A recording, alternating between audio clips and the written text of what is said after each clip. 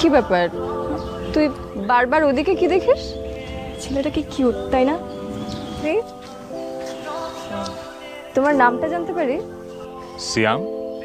সুন্দর নাম তো। আর তোমার নাম্বারটা দাও না। সরি, তোমার নাম্বারটা দাও।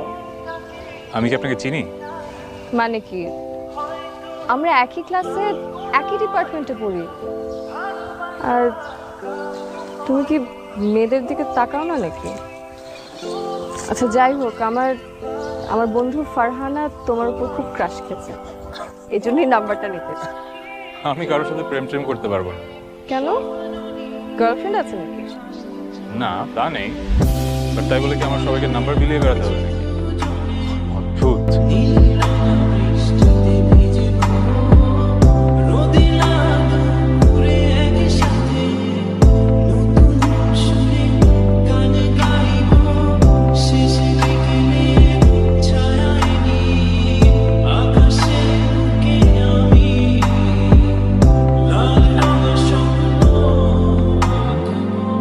কি ব্যাপার, সমস্যা কি তোমার?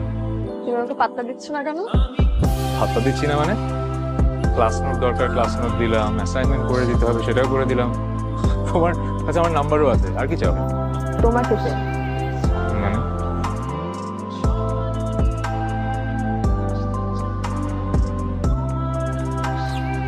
এটা প্রেম কুট, চিরকুটের প্রেম ভার্সন। আমাকে দিচ্ছ কেন?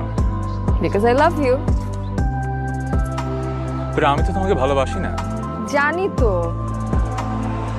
তোমার আমাকে ভালোবাসার দরকার নেই, কিন্তু আমি তোমাকে এত ভালোবাসবো যে তুমি সেটার এফেক্টই সারা জীবন শেষ করতে পারবে। আমি তো তোমাকে বলেছি আমি প্রিয়তা নামে একজনকে ভালোবাসি। ওকে আমি এখনো ফিল করি, ওর প্রতি আমার ফিলিং কখনো যাবে না হয়তো, আর হয়তো আমি তোমাকে কখনো ভালোবাসতে পারবো না। So what's the point? অসুবিধা নেই, তোমার ভালোবাসা নয় নাই পেলাম, কিন্তু তোমাকে ভালোবাসতে তো পারবো। আর প্রিয়তার কথা আমি জানি, তোমাকে যেহেতু ভালোবাসতে পেরেছি, তোমার ফিলিংস গুলোকে ভালোবাসতে পারবো। কিন্তু ধরো ও যদি কখনো ফিরে আসে? যেদিন ফিরে আসবে সেদিন আমি তোমার লাইফ থেকে চলে যাব। এটা হয় নাকি? এটা সম্ভব না। I don't love you, please বোঝার চেষ্টা করো। তুমি আমাকে ভালোবাসতে না পারো, কিন্তু ভালোবাসতে তো দিবা।